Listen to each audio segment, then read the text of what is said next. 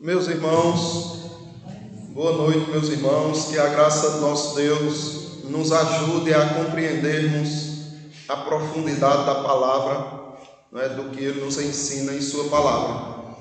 Nós estamos estudando sobre comunhão dos santos e nós estamos em um momento onde fala da importância da reunião, desse momento aqui, de estarmos juntos na busca pelo nosso Deus. E é um momento, nós sabemos que é importante, só que há um movimento que tenta desmerecer esse momento de ajuntamento solene, ou de ajuntamento para estudos bíblicos. Se chamam os desigrejados. Eles querem dizer que não precisa de igreja, que você pode, tudo que você faz aqui, você pode fazer na sua casa, com sua família, não precisa estar se preocupando em juntar esse povo não, para estar buscando não. E nós estamos vendo nas escrituras se há argumentos que destroem aí esse pensamento contra a reunião, contra a igreja. Nós vamos meditar no livro de 1 Coríntios, capítulo 11. Eu deixei com os irmãos para estudarem, meditarem nesse texto. Capítulo 11. A gente vai ler do versículo 18 por diante, certo? Do 18 por diante. Eu deixei uma tarefa para vocês, de vocês encontrarem provas nesses versículos. 1 Coríntios capítulo 11, do 18 por diante. Quantos textos vocês conseguem encontrar aí que prova a necessidade de estarmos juntos na igreja? Se alguém encontrar, já cita que a gente comenta, tá?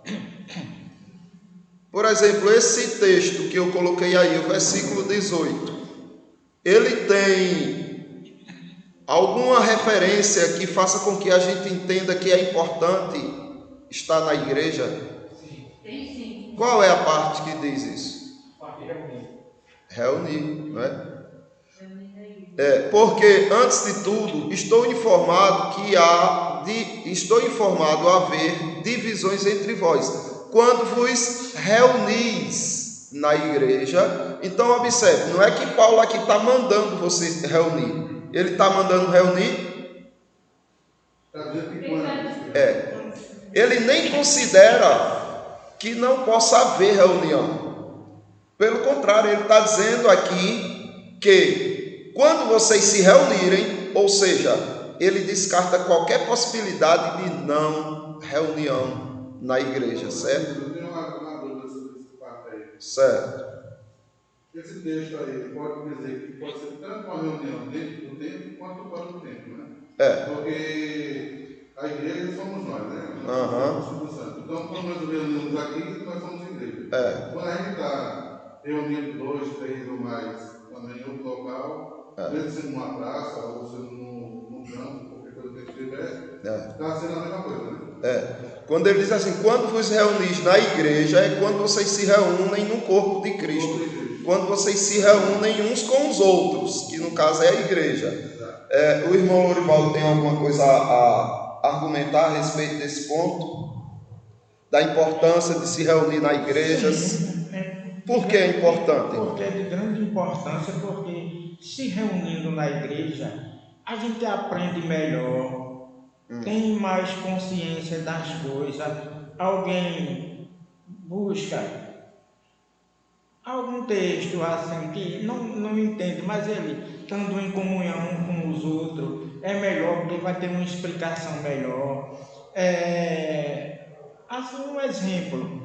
Tem uma coisa muito boa, é que cada um busca a cooperar da sua maneira, entendendo, assim, um faz uma coisa, outro faz outro, combina para trazer as coisas para a igreja, para a comunhão de todos. que é de grande importância se reunir na igreja por conta disso, que por conta própria a pessoa não sabe lidar com as coisas, com os problemas da igreja, mas se tiver em comunhão um com os outros, combina-se e vai cada um fazendo a sua parte, e quando pensa que não tem terminado aquelas tarefas de grande importância para todos. Amém. É verdade. A gente vai conversar sobre isso também, né? Da necessidade da igreja no sentido de você edificar um ao outro, né? No sentido de você crescer em Cristo, no sentido de você crescer espiritualmente. Mas aqui ele já diz, não é? Olha, estou informado haver divisão entre vós. Tinha como haver divisão se eles não se reunissem? Não tem como, não é? Paulo já está escrevendo aqui porque eles se reuniam. E Paulo está dizendo que, olha, quando vocês se reunirem, ou seja, é certo a reunião, é necessária, é importante. Mas eu fui informado que essa reunião de vocês está tendo divisão. E aí ele traz uma reclamação para isso, não é? Porque a reunião, ela precisa existir, mas ela perde o sentido de ser quando há divisão, não é? Quando há discórdia, quando há desunião. Como é que você vai se reunir na igreja para oferecer a Deus a desunião? Veja que contraditório, não é? Por isso que Paulo está tentando aqui corrigir. Se há divisão na igreja, é porque há uma igreja, há uma reunião. E ele diz, quando vos reunis, então... Existe mais, nessas passagens aí, tem mais algum outro texto? Hoje a questão assim, de como você levanta, quando você levanta de volta para fazer a desunião da igreja, é um motivo dos justos se manifestarem, né? Para se levantarem, para mostrar quem realmente são, né? Quem é o verdadeiro cristão, né? Justamente. Para defender, né, a palavra. Com certeza. E aqui, os justos que você está falando, que se levantou para combater essa divisão, para combater essa desunião, foram esses aqui que escreveram para Paulo, não é? Paulo diz lá no começo da carta que os da casa de Cloé, a família de Cloé, viu muitas coisas erradas na igreja e aí escreve para Paulo denunciando. E Paulo escreve de volta corrigindo. Então precisa ver, né? Tem algum outro texto aí desses versículos do capítulo 11, do 18 por diante? O que é que diz o 20? Quando, pois, fui reunido em um lugar, não é assim o Senhor que comeis? Pronto, veja bem, aqui entra a questão que o Carlão falou no começo. Quando vos reunis no mesmo lugar.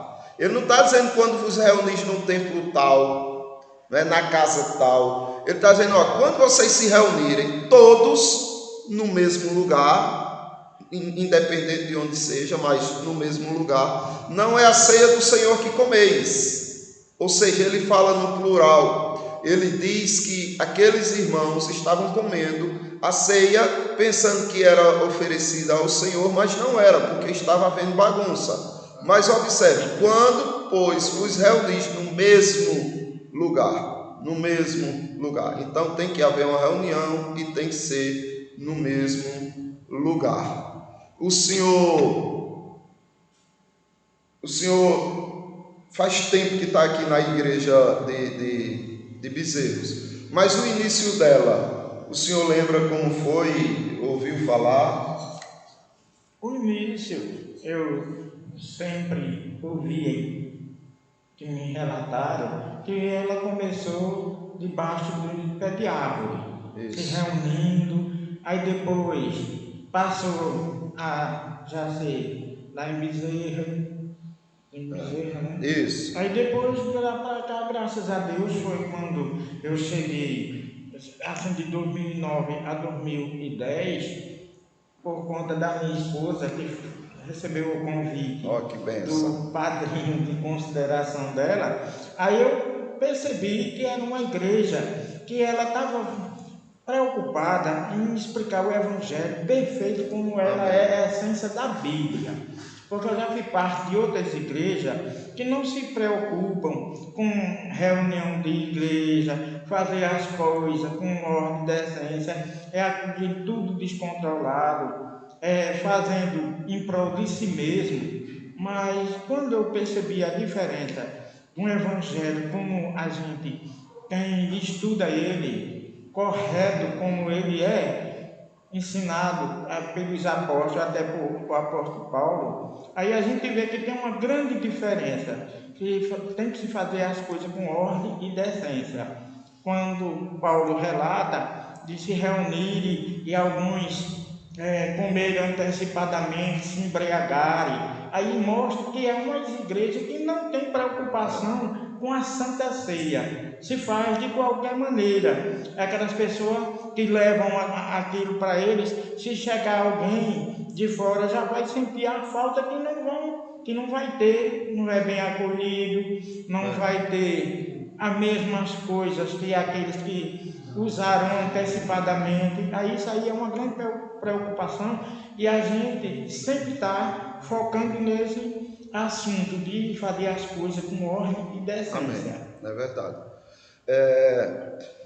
O irmão Lorivaldo falou bem, né? Ele lembra da história do início de Bezerros. Foi uma reunião, né? Não sei se teve mais de uma. Tu lembra se teve mais de uma? Também faz tantos anos que eu não lembro. Um ano foi? A primeira reunião que tivemos não tinha um lugar e a gente foi para um sítio onde tinha um pé de manga e embaixo do pé de manga a gente teve um estudo, né? Estudou a palavra de Deus e tudo. Então, o que o apóstolo Paulo está dizendo aqui, que não é uma prioridade o local, o templo, ter um templo. Ele está dizendo, quando pois vos reuniste no mesmo lugar. Interessante é que muitas das igrejas aqui, no tempo dos apóstolos, era na casa de algum irmão. Quando vos reuniste na casa de fulano e tal, e ele saía dizendo o nome dos irmãos, aonde as reuniões eram na casa deles. Mas se chamava aquela reunião de igreja, né? Quando vocês se reunirem na igreja. Então, o local não é o fator, né, primordial, mas o reunir e todos no mesmo lugar. Aí fica aquela questão, a gente passou por essa pandemia e cometemos falhas grandes quando fechamos a igreja e cada um ficou cultuando online, né? Cada um em sua casa, reunidos através de uma rede social. Se não houvesse possibilidades, é uma coisa, mas à medida que havia possibilidades, era para ter se reunido. Ah, não, mas e o contágio? Não tinha reunião em farmácia, não tinha reunião em padaria, não tinha reunião em hospital, não tinha em outros lugares. A igreja não é menos importante do que esses pontos. Na verdade, ela é mais importante do que esses pontos. Então, há algumas decisões que a gente tomou depois de ter falhado, fechando a igreja lá em Agrestina, foi dividir os cultos. Digamos, para um espaço de tantos metros quadrados só pode 30 pessoas. Então, se tinha 90, o que era que a gente fazia? 3 cultos. E aí, oi? 3 entendeu? E aí a gente ia tentando, aí quando a situação ficava difícil, vamos se reunir em tal sítio, e num lugar mais aberto, no sítio, se reunir e tal, mas não pode deixar de se reunir, né? O governo agiu de forma arbitrária, né? Impôs algo que não tinha o direito de impor, porque a própria lei, até da Constituição, não permite, mas eles infringiram a lei e quiseram que a gente cumprisse a lei deles, contrária à lei de Deus. Quando, pois, os reunis no mesmo lugar, não foi a primeira vez, pessoal, que o Estado quis impedir os crentes de reunirem-se. Na igreja primitiva também. Na igreja primitiva, os crentes eram proibidos de se reunir. Isso é uma ação satânica. Ataque satânico. E o que era que a igreja primitiva fazia quando era tempo de perseguição? Parava de se reunir, ficava tudo em casa esperando passar a perseguição? Se reunir nas casas dos irmãos e se reunir no estudo. Era. Principalmente nos cemitérios, porque os romanos eles têm muita superstição e eles não entravam nos cemitérios à noite lá e ficavam com medo de ir investigar lá se tinha reunião. Os cristãos sabiam que nada atacava eles, não tinha preconceito nenhum com isso, se reuniam não nas catatumbas, né? Nos túmulos, mas não deixavam de se reunir, né? Então veja só quão importante é as reuniões. Opa, eu ia passar o texto aqui. Daí vem a heresia dos dias de defunto. Que não tem nada a ver com isso, né? Dia de todos os santos. Qual é? Tem mais algum texto aí? 3. Qual? Lê aí pra gente. Porque eu recebi do Senhor, o que também vos entreguei, que o Senhor Jesus, na noite em que foi traído, tomou o pão. E pode continuar, né? Porque dá um reforço. Tomou o pão e, tendo dado graça, o partiu e disse: Isso é o meu corpo que é dado por vós. Fazei isso em memória de mim. Então veja só. Muito bom. Eu não coloquei aqui esse texto não, mas a observação de Eliana é muito boa. Porque Jesus Cristo, ele está entregando a ceia. Paulo está dizendo, olha, eu estou entregando a vocês o que eu recebi do Senhor. Eu estou entregando a quem? A vocês, ou seja, aos irmãos. Ele não disse, eu estou entregando a cada um de vocês, ou estou entregando a fulano de tal. Não, ele disse, eu estou entregando a vocês o que eu também recebi. E o que eu recebi do Senhor foi o seguinte, não é que ele tomou o pão, tendo dado graça, partiu e disse, tomai e comei dele, todos. Então, todos os irmãos ali desfrutam desse momento. Tem outro texto? Diga, cara. Aí, em cima desse texto aí, é o seguinte, não só Paulo, mas o próprio Cristo, quando ele fez a última ceia, que ele disse essas palavras aí, que Cristo estava como? Ele estava vivo. Então, quando ele fez isso, ele estava vivo. E ele falou, esse aqui é meu corpo, não quer dizer, ele estava representando a igreja. O corpo dele. Pronto, justamente. Só o fato da representação do pão ali ser o corpo dele e a igreja ser o corpo dele, né, já traz essa noção de que tem que ser para todos. Mais algum versículo aí 26, que fala? O 26, né, irmão? Veja aí, leia para a gente. O 26. Porque todas as vezes que comerdes este pão e beberdes o cálice, anunciais a morte do Senhor até que ele venha. Anunciais, não é? Ou seja, observe, se você for olhar, todos os versículos praticamente, não é? Ele está falando no plural, olha, vocês estão anunciando quando em comunhão, quando reunidos no mesmo lugar, vocês comem, vocês estão anunciando. Outro versículo.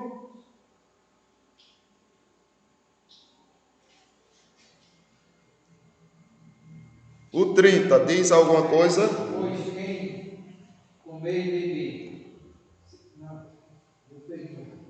O 33, quer dizer, Elton. Dá para ver não, né? 33, olha o que diz. Ali dá para ver não, né? De longe dá não, é o último, é o de baixo. Assim foi, irmão, Deus, quando os reunidos, quando os ajuntares, para comer, esperar uns pelos outros. Olha aí. Entendeu? Além de plural, está dizendo, você espere pelo seu irmão que está aí com você, não é? Quando vocês se reunirem para comer, esperem um pelos outros. Então, fica claro. E olha o versículo 34 aí que diz. Agora não sei. Se alguém tem fome, come em casa. Assim que não, vos reunir para juízo. Observe que ele não está nem dizendo assim, olha, se reúnam. Não, ele já está considerando que estão se reunindo, porque não faz sentido não se reunir, a fim de não vos reunirdes para juízo. Quanto às demais coisas, eu as ordenarei, quando for ter convosco, ou seja, quando eu estiver reunido também com vocês aí, eu falo essas outras coisas. E o capítulo 14, o versículo 26, veja o que diz.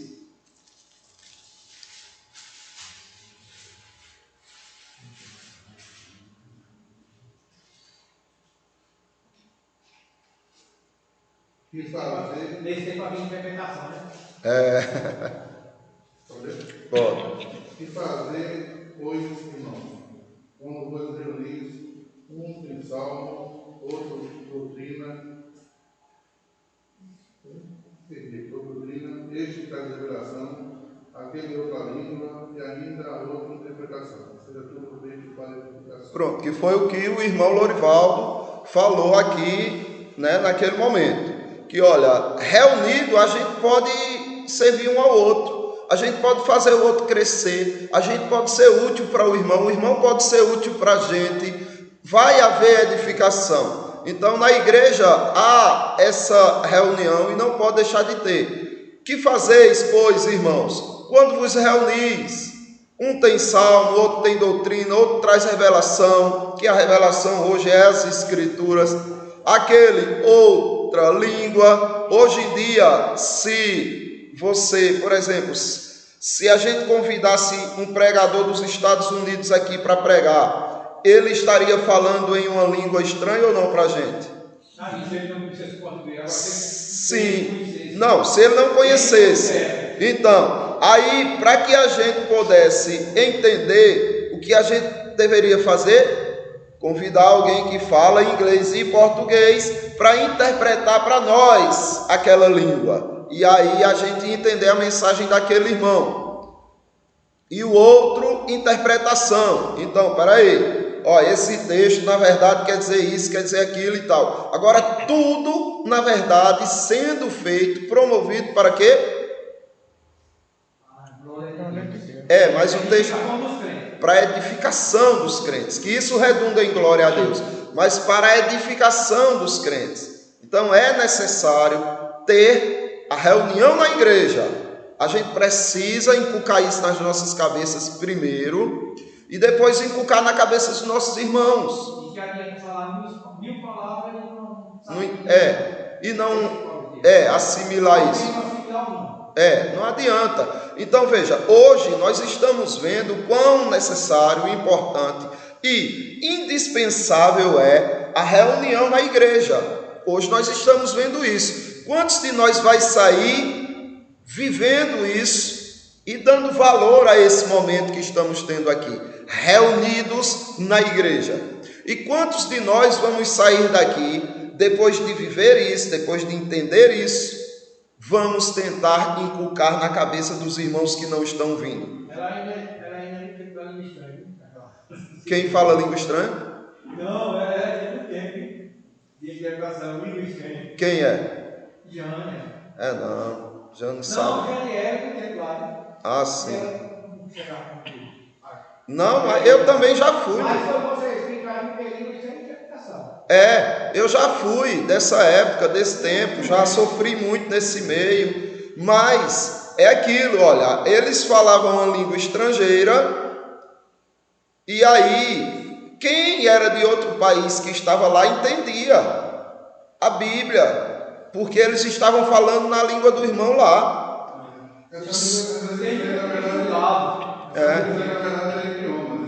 É idioma. E aí, se não entendesse, Deus fazia com que algum irmão explicasse aquela língua, traduzisse, se era japonês, se era chinês, se era árabe, o que fosse, alguém ia lá e traduzia direitinho. Mas a questão é, todos são para a edificação. Nós precisamos manter essa frequência. Os que estão aqui precisam valorizar isso. E quando sair daqui, a gente tem que ajudar os outros irmãos que ainda não entendem a importância da reunião, de virem também, certo? De se empenharem nesse mesmo objetivo. Quando, pois, vos reunis no mesmo lugar. Então, veja só, irmãos, eu vou passar a palavra para o irmão Lorivaldo, para ele dar alguma recomendação nesse sentido, né? Do que nós podemos fazer, tanto para que a gente viva essa realidade que Deus ordena, de não faltarmos aos trabalhos da igreja, como também o que a gente pode fazer para que outros irmãos que não são frequentes despertem para isso. Tem alguma solução para isso? Alguma ideia, irmão? Sim, a solução tem, assim, as pessoas vivem em comunhão, não só na igreja, mas entre os irmãos, convidando alguém a vir à igreja para aprender melhor, porque se ficar em casa não vai ter conhecimento da verdade, não aprende nada. Por mais que leia a Bíblia, não vai ter alguém que explique aquele textozinho que às vezes a pessoa fica um pouco meio confuso ali, e se ele vir à igreja, alguém explica, ele já vai ter uma mente mais aberta, ter mais empenho, ter mais vontade de vir à igreja, porque o acomodismo é muito ruim, irmão. Se a pessoa começar a deixar de frequentar a igreja, dizendo, hoje não tem muita importância, eu vou ficar em casa, aí vai ficando um acomodismo, vai ficar um crente frio, que para ele tudo está normal. Mas a gente tem que botar na cabeça que a gente tem que estar na casa do Senhor constantemente. Porque tanto a gente aprende, como edifica os outros. E é de grande importância porque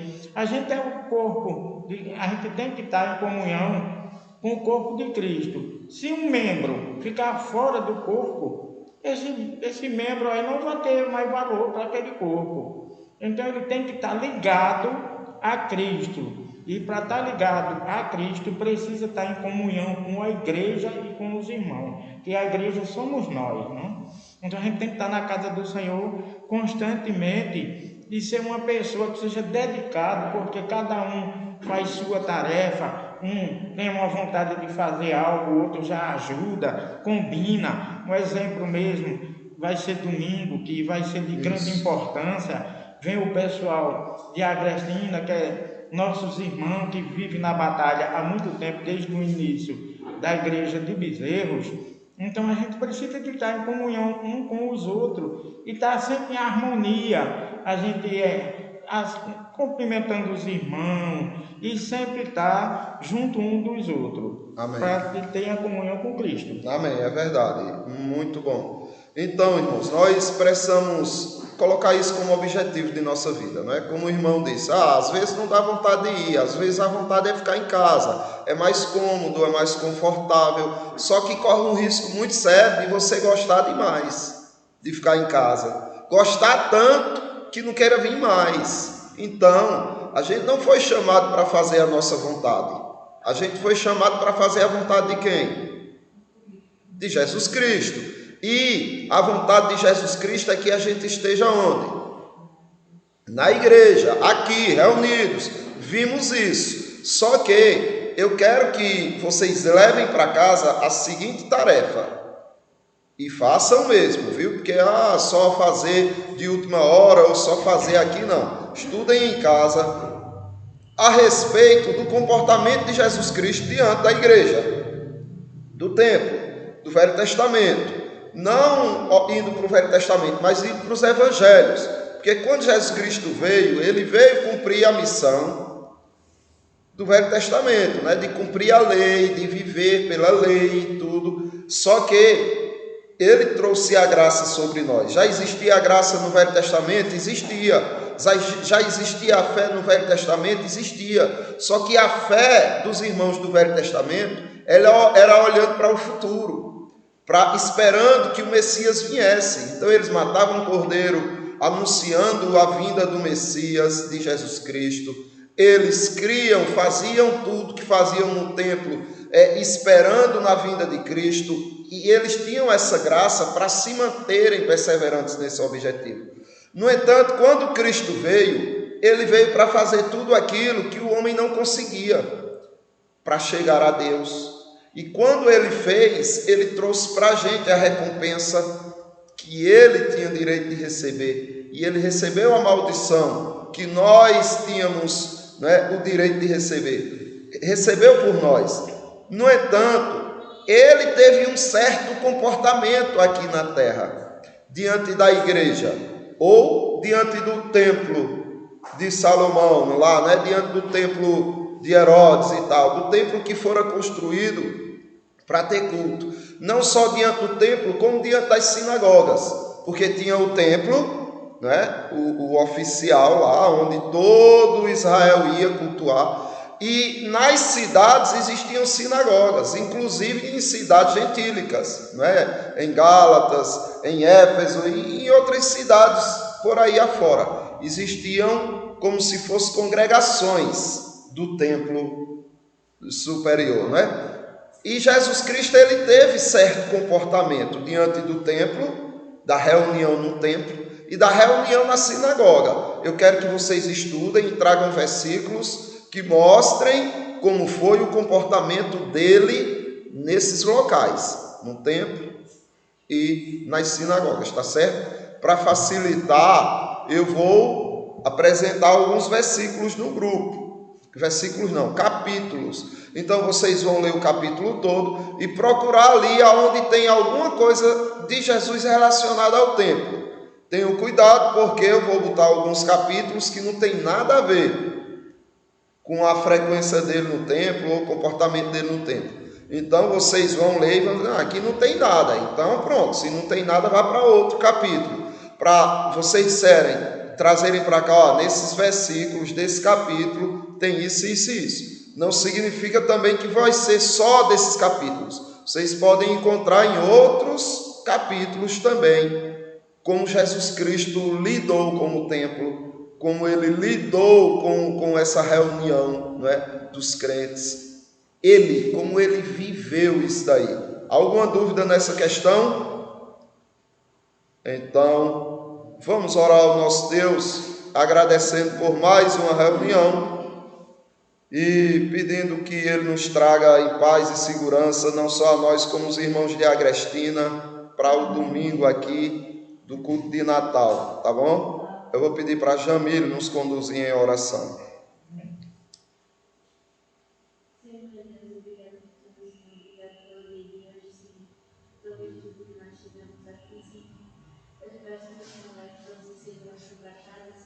Amém.